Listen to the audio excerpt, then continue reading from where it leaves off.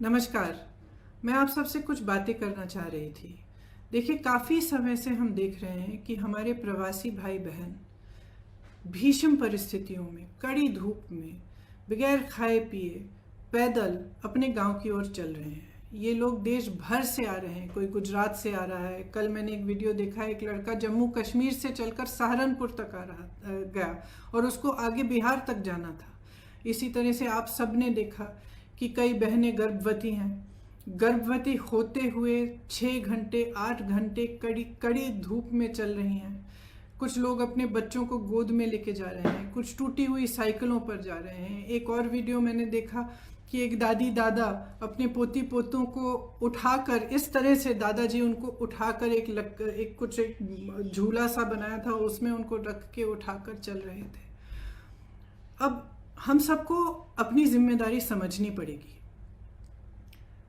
ये सिर्फ भारत के लोग नहीं हैं, ये भारत के वो लोग हैं जो भारत की रीढ़ की हड्डी हैं, जिन्होंने ये इमारतें बनाई जिनमें हम रह रहे हैं, जिनके खून और पसीनों से ये देश चलता है। हम सबकी जिम्मेदारी है इनके प्रति, मेरी है, आपकी है, सरकार की है, हर राजनीतिक दल की है। इसलिए मैं समझती हूँ कि ये राजनीति करने का समय नहीं है।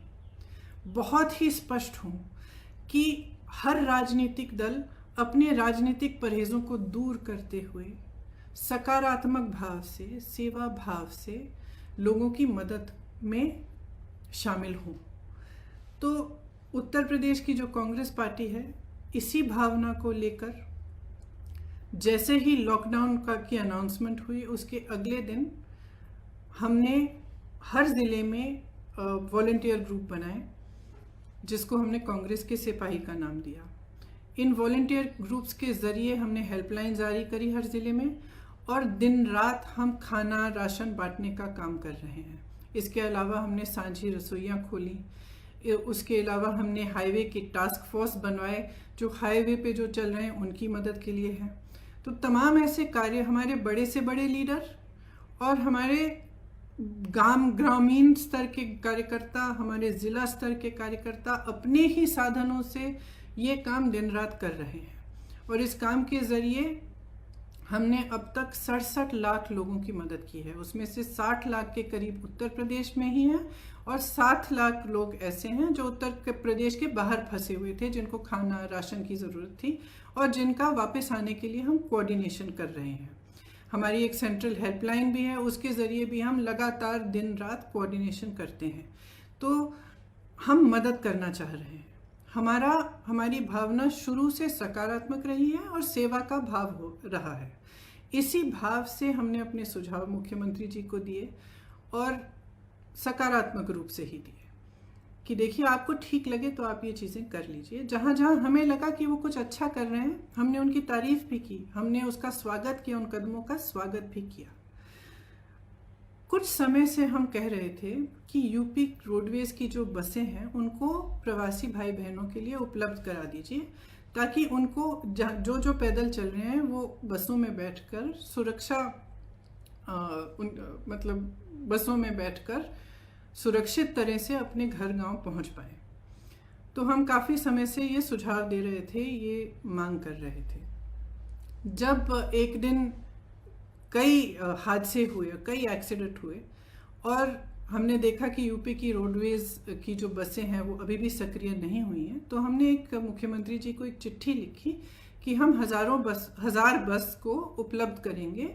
गाज़ियाबाद और नोएडा बॉर्डर पर हम इन बसों को रोक देंगे, और आप अगर अनुमति देंगे इसके संचालन के लिए, तो जो प्रवासी भाई बहन दिल्ली और एनसीआर क्षेत्र से चल रहे हैं उनको हम इन बसों में बिठाकर अपने घर तक पहुंचा देंगे। तो अगले दिन मुख्यमंत्री जी ने ये ऐलान किया कि यूपी रोडवेज की 12,000 बसें हैं, इन्हीं का इस्तेमाल होगा और आपकी बसों की ज़रूरत नहीं है। तो हमने 17 तारीख को सुबह 500 बसें गाज़ियाबाद में खड़ी की थी, हमने उनको वापस भेज दिया।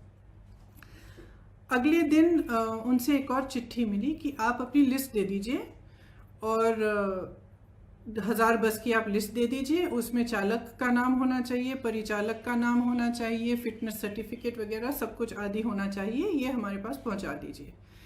तो हमने उनको धन्यवाद दिया कि आपने हमें अनुमति दी है बसों को चलाने के लिए, आपको हम लिस्ट उपलब्ध कर देंगे। तो 4-5 घंटों बाद हमने वह लिस्ट उपलब्ध कर दी। फिर 11:30 बजे रात को उनसे एक और चिट्ठी मिली कि आप अपनी 1000 बसें लखनऊ पहुंचा दीजिए कल सुबह 10 बजे। तो इसमें हमने कहा कि देखिए, हमारी बसें खाली दिल्ली से लखनऊ जाएंगी।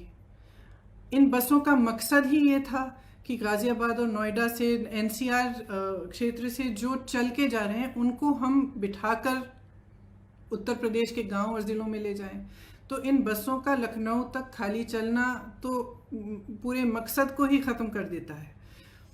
तो हमने उनसे ये सुझाव दिया कि देखिए, हम गाज़ियाबाद नोएडा में इन बसों को तैयार रख लेंगे, आप परमिट दे दीजिएगा।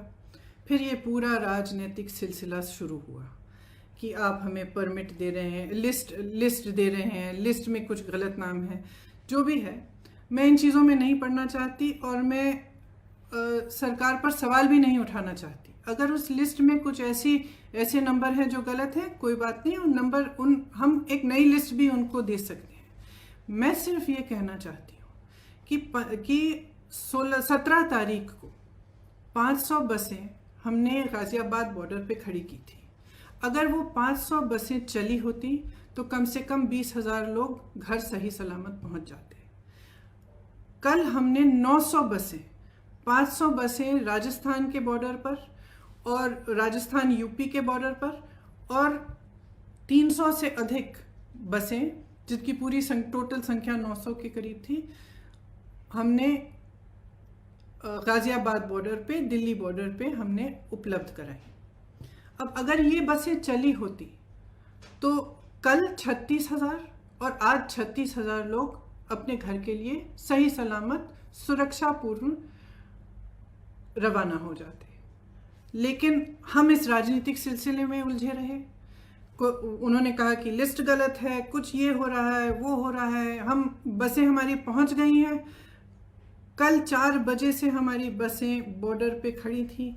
उनको आगे परमिट, यूपी के जहाँ पे उन्होंने कहा था कि यहाँ पे हमें गाज़ियाबाद और नोएडा में 2 पॉइंट्स दिए थे, यहाँ तक पहुँचाइए, वहाँ जाने का परमिट ही नहीं दे रहे हैं यूपी के अंदर। तो बसें खड़ी रहीं, आज भी खड़ी हैं। अब मैं सिर्फ ये कहना चाहती हूँ कि देखिए, 4 बजे 24 घंटे हो जाएंगे कि ये बसें उपलब्ध हैं। अगर आपको इस्तेमाल करनी है तो इस्तेमाल करिए, हमें अनुमति दीजिए। आपको भाजपा के झंडे लगाने हैं, इन पे अपने भाजपा के स्टिकर लगाने हैं तो बेशक लगाइए, बेशक लगाइए। आपको अगर कहना है कि आपने उपलब्ध कराई हैं तब भी कराइए, लेकिन इन बसों को चलने दें। क्योंकि जब तक हम इस राजनीतिक उलझन में पड़े रहे हैं ना, जब तक आप अजीब अजीब से बयान दे रहे हैं और तमाम इश्यूज उठा रहे हैं, तब तक हम कम से कम 92,000 लोगों को घर पहुंचा सकते थे। और वही 92,000 लोग आज धूप में चल रहे हैं, उनके सामने तमाम मुसीबतों को झेलते हुए चल रहे हैं। तो मैं सिर्फ मुख्यमंत्री जी से ये आग्रह करना चाहती हूँ, हमारी बसें वहाँ पे 4 बजे तक खड़ी हैं, आपको इस्तेमाल करनी है तो आप हमें परमिट दीजिए, अनुमति दीजिए कि हम उनका संचालन कर सकें। अगर आपको नहीं इस्तेमाल करनी है तो भी कोई बात नहीं, हम उनको वापस भेज देंगे। हमने 3 दिन पहले भी वापस भेज दिया था 500 बसों को, हम वापस भेज देंगे। जिस तरह से हम लोगों की मदद कर रहे हैं, जिस तरह से हमारे लोग हर ज़िले में, हर शहर में, हमारे कार्यकर्ता प्रवासी भाई बहनों के और लॉकडाउन और महामारी से जो पीड़ित लोग हैं उनकी मदद कर रहे हैं, उस तरह से हम करते रहेंगे। हमें कोई परवाह नहीं है कि आपकी बसें हैं या हमारी बसें, हम सिर्फ एक सेवा भाव से मदद करना चाह रहे थे। तो मैं कहना चाहती हूँ अपने ख़ास तौर से अपने प्रवासी भाई बहनों से जो इस संकट में हैं और जो पैदल चल के जा रहे हैं, कि कांग्रेस का एक एक कार्यकर्ता, एक एक नेता आपके साथ है। आप उत्तर प्रदेश के जिस ज़िले से, जिस शहर से गुजरेंगे, हमारे लोग आपको मिलेंगे, आपको खाना उपलब्ध करेंगे, आपके लिए पानी उपलब्ध करेंगे, आपकी कोई भी सुविधा की ज़रूरत हो वह उपलब्ध करेंगे। हमारी जो क्षमता है उससे हम पूरी तरह से आपको मदद करने की कोशिश करेंगे और हम आपके साथ इस संकट में खड़े हैं। धन्यवाद।